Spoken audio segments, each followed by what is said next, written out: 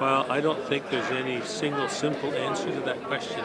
I think it's very much in the hands of the cooperative and of the people who are involved in it as to how they contribute. And it can be very simple in ways of contributing to culture or athletics or those kind of ongoing important community activities, or it can be in the form of encouraging community economic development and the creation of new cooperatives, or in the case of older cooperatives, expanding so that they can provide more services, help to their communities.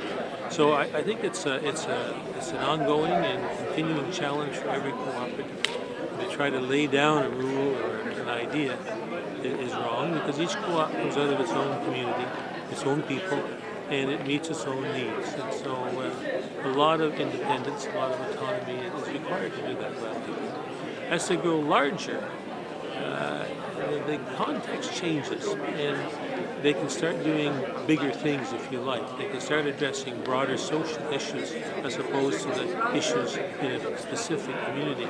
Issues like helping immigrants adjust to a society, or creating opportunities for youth to seek more employment, or providing more social services.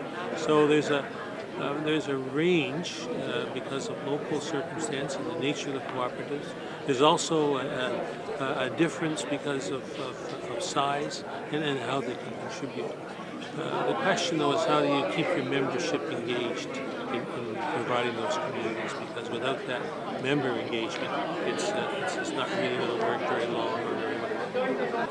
Again, I don't think there is a simple recipe. I think what works well here in northern Italy may not work as well elsewhere. I think it's a matter of culture. It's a matter of the way in which the leadership of the cooperative looks at the members. Now, in some cooperatives, I suspect they look upon them as obstacles. I regret to say that, but I think it is true. But in others, where they see them as a part of the whole organization, a group to be consulted, to be listened to, and a group in particular in the community relations that need to be involved in some way. And how you do that is again, not easy, because you lend yourself to leave yourself open to attacks or invasions by people with really special interests. So you have to think carefully about how you actually do that. But that doesn't mean it can't be done or shouldn't be done.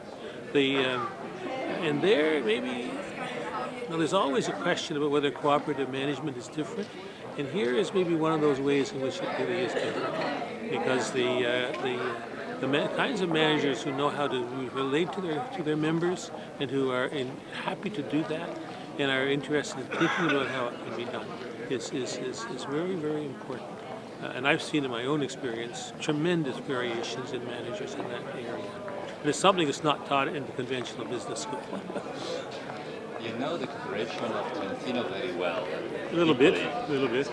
Concerning participation, involvement of members of cooperatives, how do you see the situation in Trentino?